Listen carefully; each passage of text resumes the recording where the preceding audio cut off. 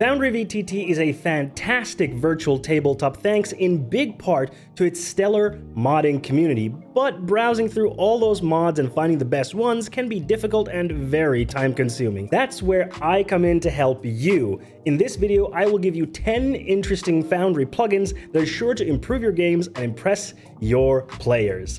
Also, you'll want to stick around until the end of the video for the last module because it is a huge one for anyone who sets up maps in Foundry VTT. Hi there, my name is Fondu, your VTT wizard, and I have over 300 hours using Foundry VTT. On this channel called Dice and Easy, I give you VTT tutorials and daily TTRPG memes as YouTube shorts, so if that's something that you like, hit that subscribe button down there. So I'm about to show you 10 cool Foundry modules one by one to inspire you and see if there's something that could enhance your games. However, before I jump into them, I need to give 3 disclaimers. First, most of these mods work on both Foundry version 10 and version 11, which should please many of you. However, 2 of the modules are version 11 only, and I will mention those specifically when we cover them. So unless mentioned, the module in question works in both Foundry version 10 and 11. Second, you can find links to all the modules in the description box below. And third, remember to activate the module in your Foundry worlds, otherwise they won't work. Now, without further ado, let's jump into the first module, shall we? Have you been playing a lot of Baldur's Gate 3 lately? I know I have.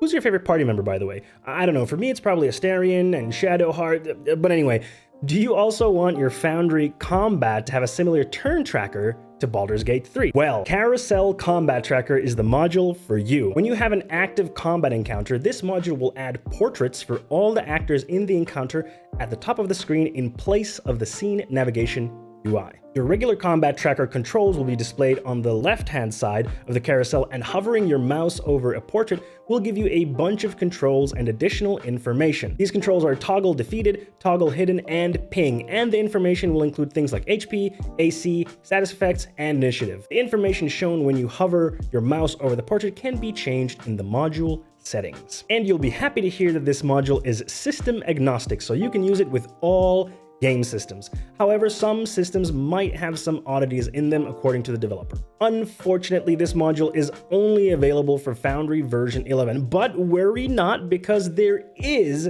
a version 10 equivalent module called Combat Carousel. The module is very similar to Carousel Combat Tracker, though it does look a little bit different and the 2 modules are not made by the same person. But if you're looking for it for version 10, it's called Combat Carousel. With these 2 modules, you can have your combat tracker looking just like Baldur's Gate 3 and bring some flair to your Foundry UI. Now, let's pop on over to the next module. Ever wish you could have actor sheets or journal entries in their own windows so you can have them on your second monitor? Well, pop out adds a new button to all your sheets, applications, and documents that, when pressed, pops out that specific thing into its own new window. Gone are the days of being stuck to one screen with Foundry. 2 things are important to note, however, with this module. First, the module is only guaranteed to work with the D&D 5e system. While other systems should work, the pop-out button might not work with some systems. Second, this module does not work if you are self-hosting Foundry, so it's meant for when you are using something like The Forge, and the tested browsers are Chrome and Firefox, according to the developer. Now go forth and pop out all the windows to your heart's content and fill your screen with as many little windows as you can. The next module also continues with the popping out of windows. Whisperbox gives you the option to pop out a dedicated window for whispered messages with a specific player.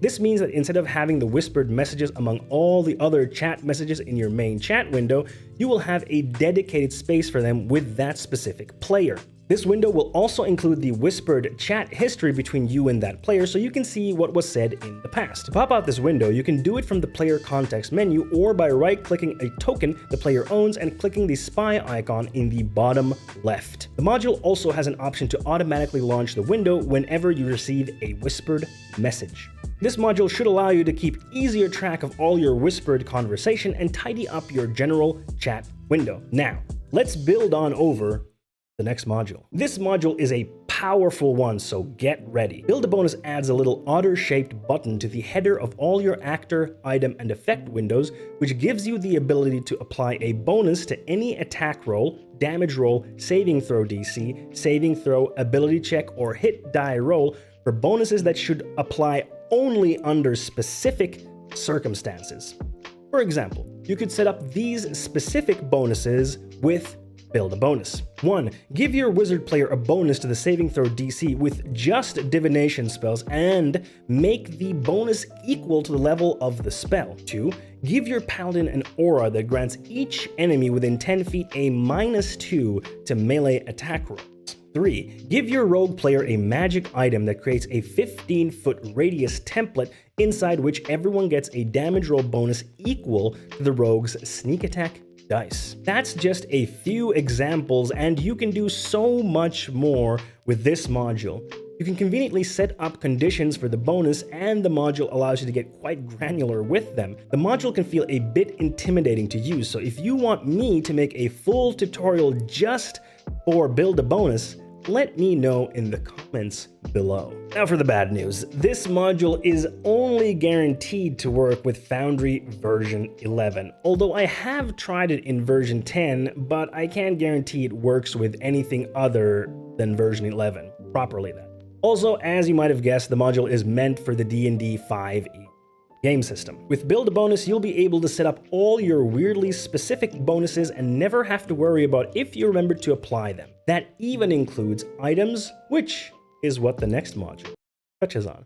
You know how some items in D&D 5e have spells as part of them? Have you ever wished that adding the item to an actor would also automatically add the spell to their spell list? Items with spells D&D 5e allows you to do just that. This module adds a new tab called Spells into your item sheets where you can drag and drop spells from compendiums. Once you add a magic item with a spell to an actor's sheet, you will see a new spell in their spell book, which will be under its own header to clearly separate it from other spells. If you don't see the spell in the spell book, remember to attune to the item. The module also allows you to configure overrides for the spell added to an item, meaning that you can configure if the spell has limited uses, if it uses charges, and if it has specific spell save DC. Unfortunately, this module is the other one where I can only guarantee functionality with Foundry version 11. Although previous versions of the module do state version 10 as a supported version, I don't want to make any promises here. Give it a shot, but we're not sure if it works in version 10. But hey, now we've covered all the modules that are version 11 only, and the rest work with both version 10 and 11. So now you won't have to manually add spells that come from items to your actor sheets and try to keep track of them and their uses. Items with spells D&D 5e makes this a breeze and will make organizing your actors easier. Now, if only there was a way to draw on tiles. Not my best segue, I'll admit it, but this module will allow you to draw on your Foundry canvas as if it were a whiteboard or battle map. Sketch Tiles adds a new button on the tile controls, which allows the GM to create a sketch tile, and on this tile, the GM can draw to their heart's content. The module also allows you to change the color of your brush and the background, and you can edit already sketched tiles. This module can be a great tool for sketching out some dungeon areas quickly, adding elements to your already existing maps, or maybe drawing some nice overworld elements. Go wild and let your imagination ride free as you sketch to your heart's content. Speaking of riding, no, not like that. A module called Rideable adds the possibility for you to ride other tokens, no, not like that, with the simple press of a button. Simply press M on your keyboard with another token selected to mount it. Unmounting can be done by simply pressing N on your keyboard. Both mounting and unmounting can also be done through macros. The module also makes sure to adjust the Z height of the tokens so that the ridden token is at the bottom and the mounted token is at the top. To simplify, Z height means the order in which tokens are stacked on top of each other within Foundry. This module is compatible with all game systems for Foundry, but some specific features are only available in the Pathfinder 2e game system. If you have a player character who uses mounts often or enemies that ride into battle, then this module will make running combat a lot smoother for you. That Z height I mentioned before is going to be relevant next module. By default in Foundry VTT, if you have tokens stacked on top each other and you click on a token to control it, that token will pop to the top of the stack. But that new order will only be visible to you. In other words, the Z height order is purely client-side. Zsync fixes this issue by changing the order of the tokens to be the same for everyone. This way you can make sure that everyone sees the same thing on your maps and your players won't be left confused when you are talking about a token they can't see. That's it for this module. Simple, but effective.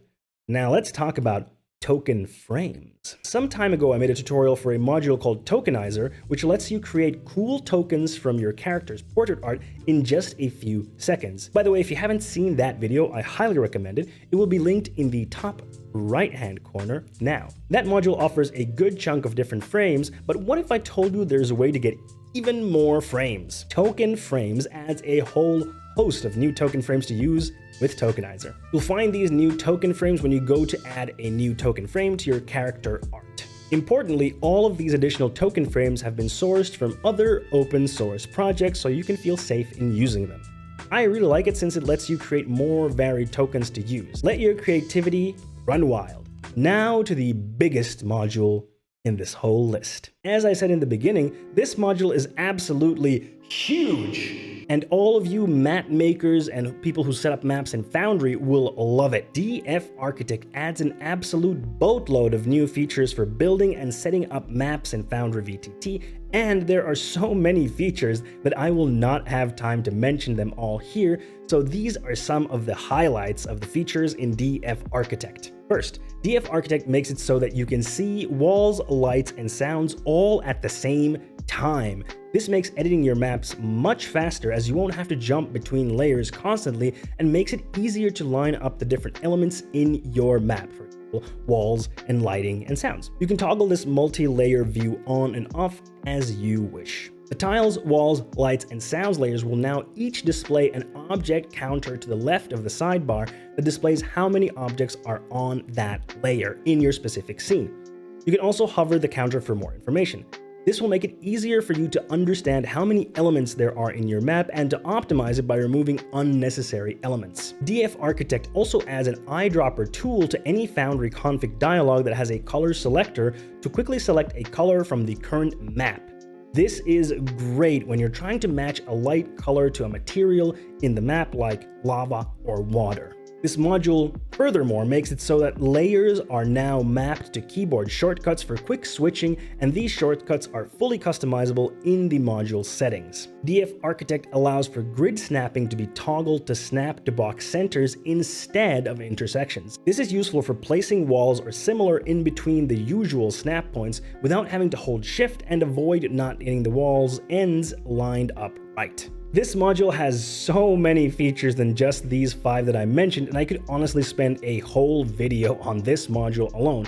But if you make and set up maps in Foundry, then you need this module. If you want to see the full list of features in DF Architect, check out the module link in the description below. There you have it, 10 more modules to enhance your Foundry VTT games.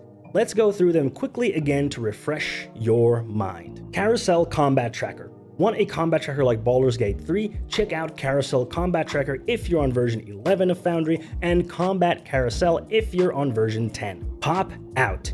If you want to have your actors, items, journals, etc. as separate windows, then Pop Out is the module for you. Whisper Box. Want to have your whispered conversations in separate windows per user? Check out Whisper Box. Build a bonus. Now you can create whatever specific conditional bonus you want with the help of Build a Bonus. Items with spells D&D 5e.